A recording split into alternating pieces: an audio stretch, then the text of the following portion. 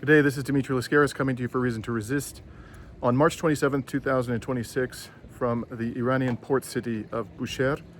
It lies on the Iranian coast of the Persian Gulf, somewhat to the north of the Strait of Hormuz, but we're not far from the strait here. What you see behind me is what remains of a passenger ferry here at the port, civilian port facility. This particular port that we are at now is not for commercial purposes, it's just for traffic, for passenger traffic. This area is normally heavily visited by tourists from around the country and abroad this time of year during the New Year celebrations of Nowruz, which last for about 2 weeks. You would normally see in this port, this passenger facility, during the 2-week celebratory period for Nowruz, somewhere in the range of 150,000 to 200,000 visitors. That is the figure that was given to us by the port captain, whom we just interviewed, but he didn't want to be featured on camera, so you're not going to see him in this report. And he tells us that the reason for that is because he's lost 3 of his comrades in this war, in addition to having these passenger boats sunk or damaged, and he's also lost a helicopter. So he's not feeling particularly interested about, in being featured in a broadcast report about this facility. In any case, this, we were told, was one of 5 vessels that were either sunk or damaged beyond repair. This is a medium-size ferry.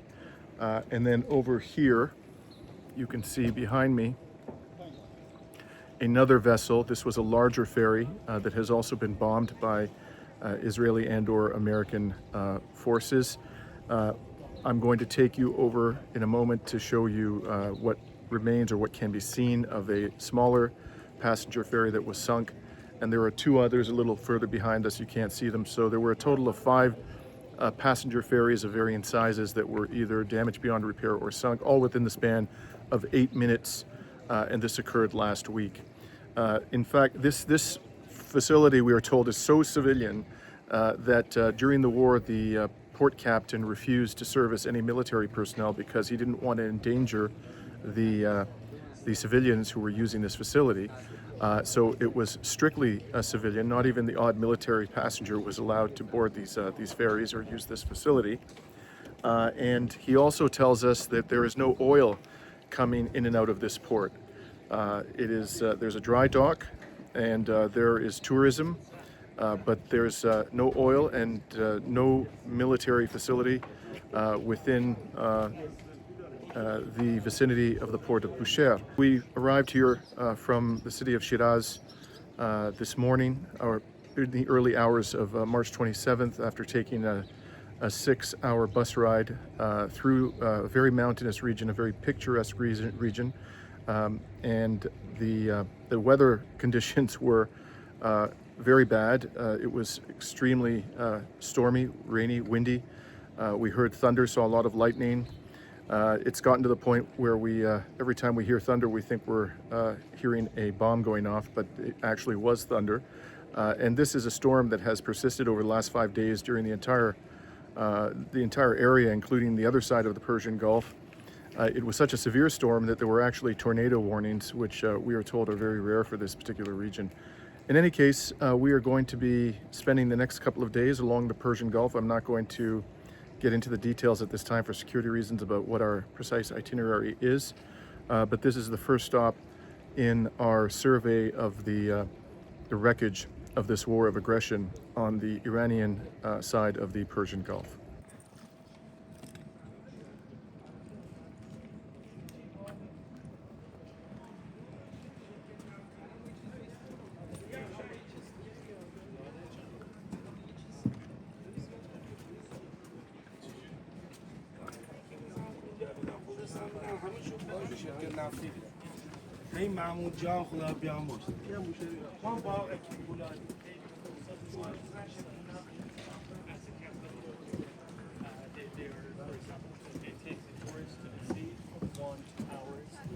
Or maybe to the other islands.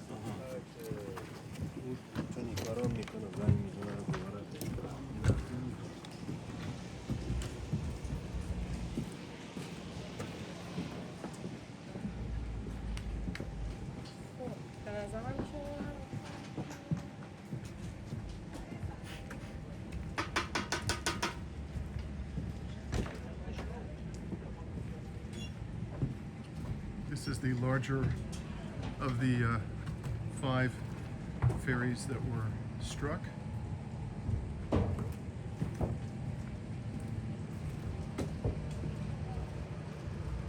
And over here you can see the 3rd ferry that was struck. Again, all within the space of 8 minutes.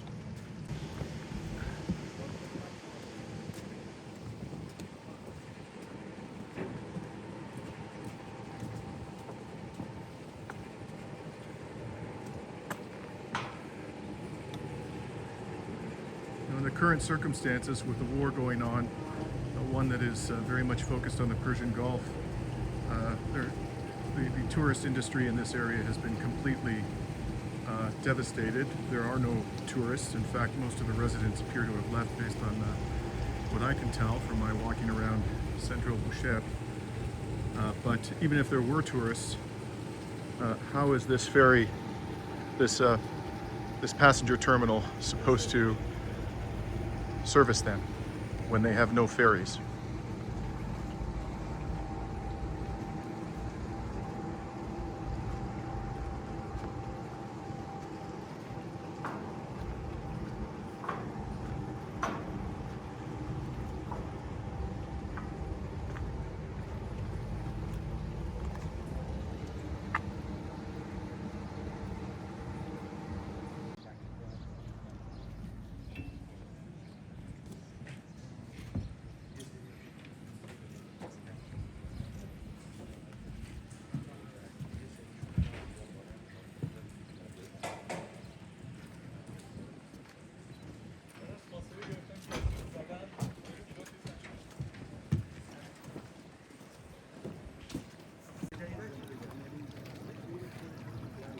This vessel was a smaller passenger vessel.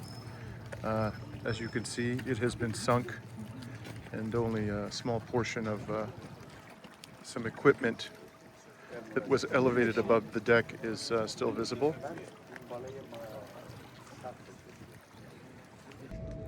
That'll do it for our visit to the passenger terminal at the port of Bushehr. I'll close out this report by just showing you the photographs, the images of these 3 martyrs behind me. These individuals were not killed in the current conflict, but actually, according to the port captain back in the Iran-Iraq war, they were on a tugboat that was sunk during that brutal conflict in which the West largely supported the dictator Saddam Hussein when he invaded the country and when he gassed Iranians on the battlefield. Later, of course, they brutally condemned Saddam Hussein and ultimately killed him, claiming that their motivation for doing so was in part the fact that he had gassed his own people. Didn't bother them when he was gassing Iranians, however.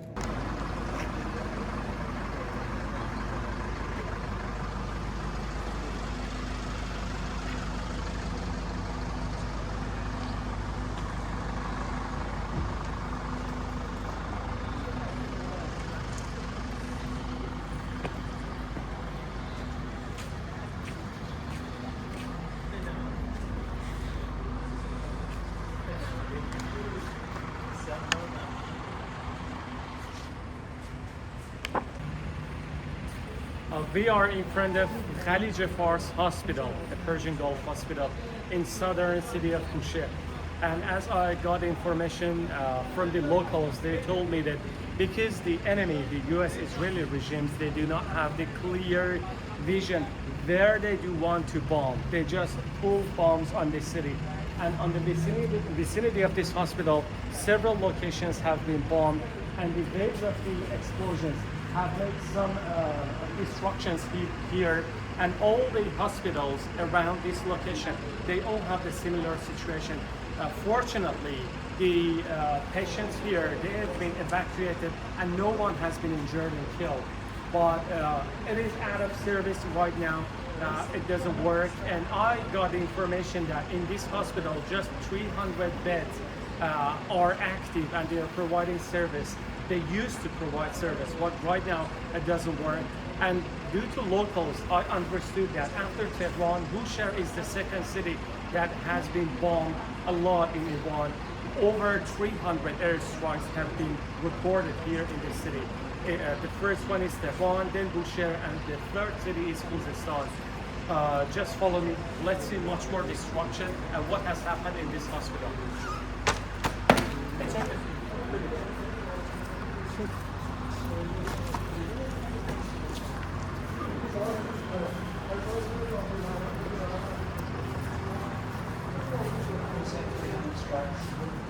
Yeah, here in Bushehr, over 300 airstrikes. And here, before entering the Khalid Fars hospital, you can see that it was a totally functional one, and it nearly covered everything, except heart surgery. Other treatments were being carried out here. But right now, nothing has been remained. The whole structure is totally, I can say, unaffected. But the lamps, the walls, you can see fractures, and the electricity is caught somehow in some sections, and it is out of function right now.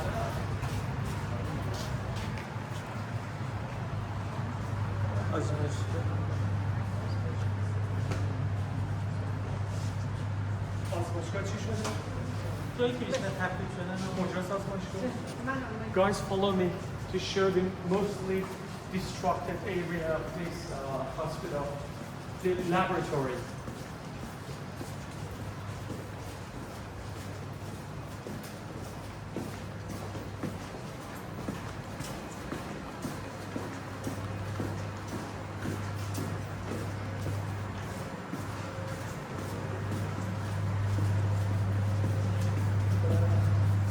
And it is obvious that here is the reception, and we are going to the laboratory, and still full of dust. You see, it's been evacuated.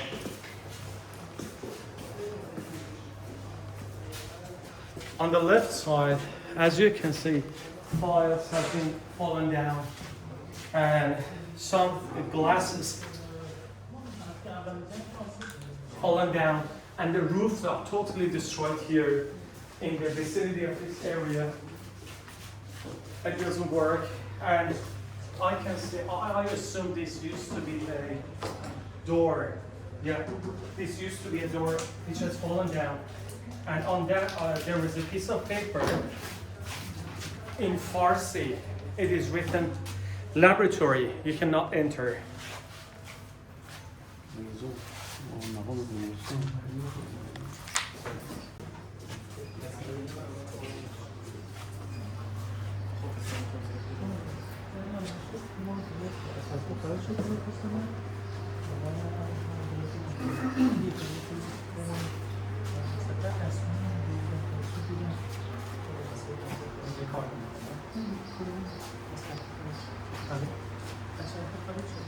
Okay, and I got some more information that the equipment here, they're somehow costly and they are out of service, they cannot work. And all the equipment and all the personnel here, they've been moved into another hospital in much more smaller area. Now they're providing service for people. But here, as I can see, there is a heavy destruction, and these equipment, they are all out of service. The rooftop has been destroyed. The equipment here. Yeah.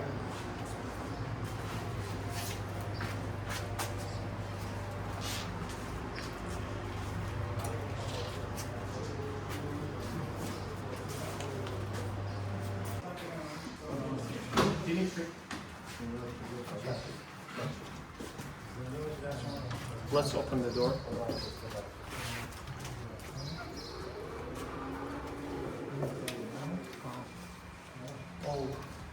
And now we are in one of these operation rooms that the deputy of the hospital told me that it has faced the most destructions.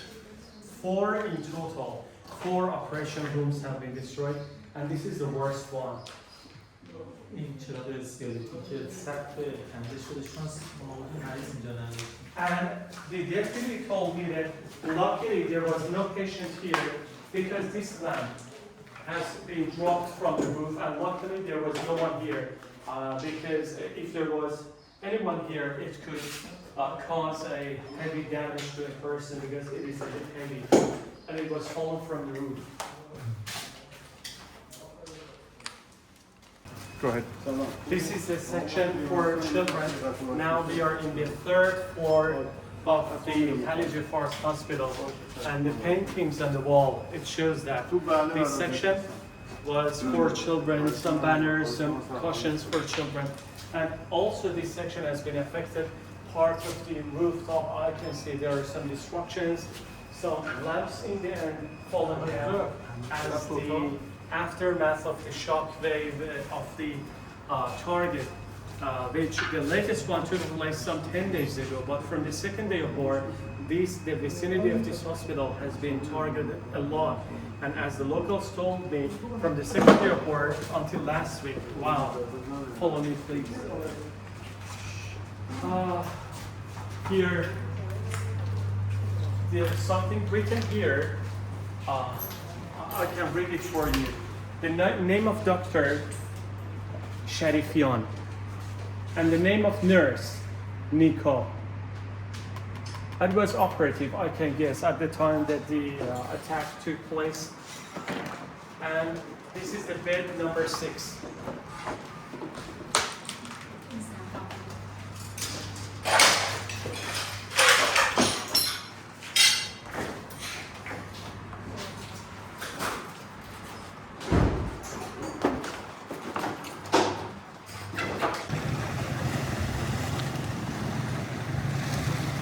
This is the boardwalk in the city of Bushehr on the Iranian coast of the Persian Gulf, a few hundred kilometers north of the Strait of Hormuz.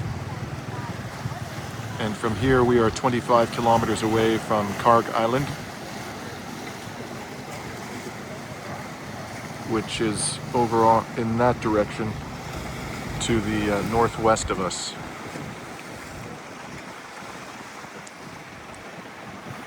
And I'm going to zoom in. Hopefully you'll be able to see all of the tankers that are lined up in what appears to be, I would guess, Iran's territorial waters.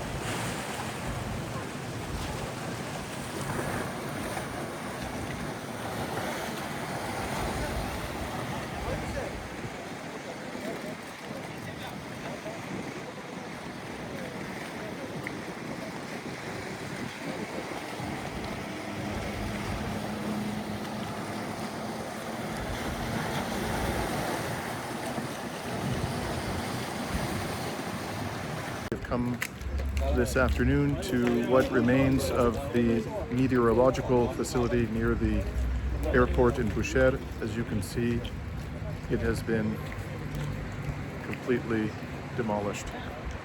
There is a frame still standing, but obviously this building is no longer fit for the purpose for which it was being used prior to this criminal war of aggression. Let's have a closer look at what happened here.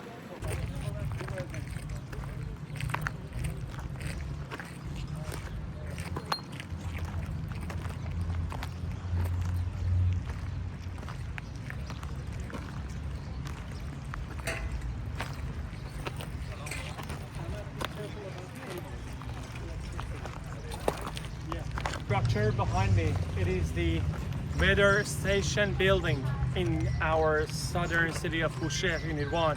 It's been targeted 2 times as I got the information.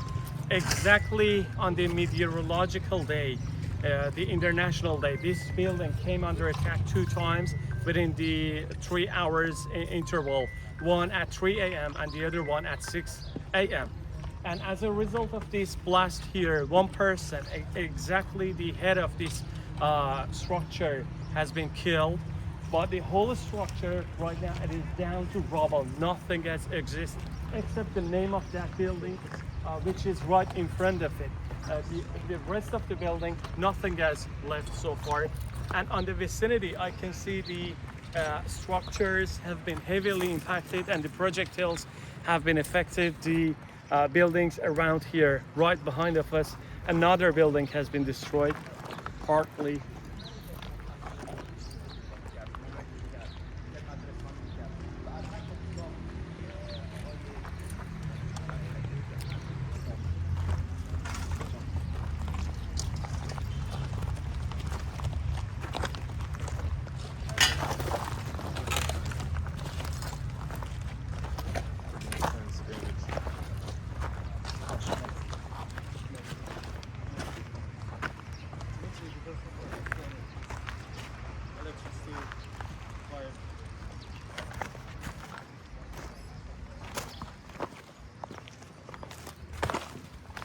That is quite a crater.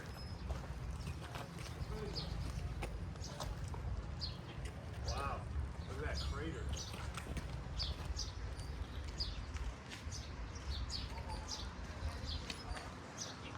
Holy moly. This might be.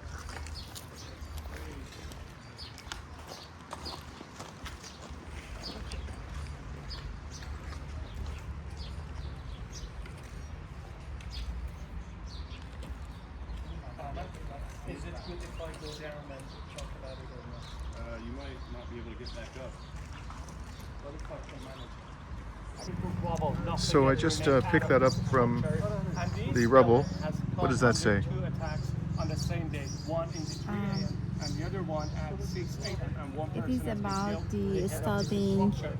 And the exactly documents cannot about believe the target weather. and the explosion was Is it a weather forecast? Or? Not with the forecast, it's a document for officials that based on the fifth developed program for the country and about the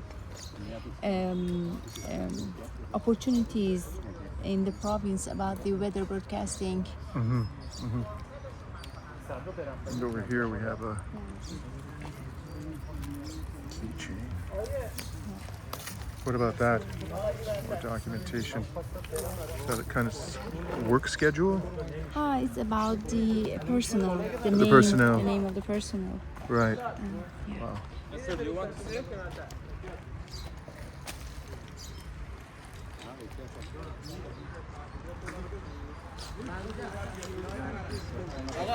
So you've taken a closer look at this, and what have you found? I found a paper about the result of an exam for the personnel, for those who wanted to work at this organization, and the place, Kharg Island, and the field is an expert for broadcasting, and these are two women and 3 men. So Ali, before we leave the facility, you learned some information on our way out about the death of the director of the facility and the circumstances in which he died. Could you tell us about him? Sure, I just got information about Yusuf.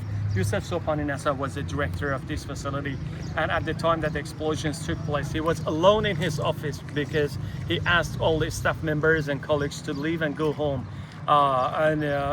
Unfortunately, he bought some cookies and cake because the day after the explosion, he was waiting for his daughter's birthday.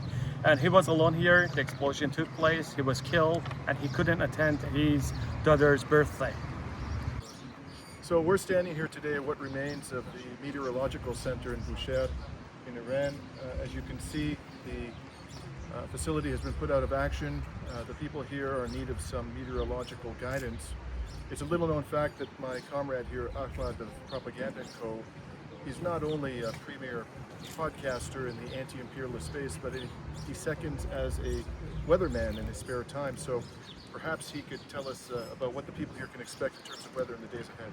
Yeah, well, you know, it's going to be difficult to do without the equipment that we usually use as meteorologists, but I can tell you very clearly that just off my observations here, I can tell that it's sunny here in Bushehr with a chance of war crimes. And you have actually incoming pressure of stupidity from Donald Trump coming from the northwest, and it's merging with low pressure panic and desperation from the Israelis. And that's converging here in the Persian Gulf into a storm of stupidity that unfortunately means there could be a rain of missiles and ground troops on Kharg Island. So everyone in the area is going to have to just brace for that impact, unfortunately. Now, do you think we might see some tornadoes of insanity, or is that something you don't see in these parts? There's definitely at least a 50% chance of that, and unfortunately what that means is that civilians are going to need to stay inside, shelter in place, board up your windows, and get as much water as you can, especially in the Gulf region. In the UAE, I would highly recommend you stock up on water, and you shelter indoors, and you get canned food, and you prepare for the tornado of stupidity. Well, there you have it, folks. Thankfully, we found somebody to replace the personnel who were taken out of action by these war criminals. Unfortunately, yeah.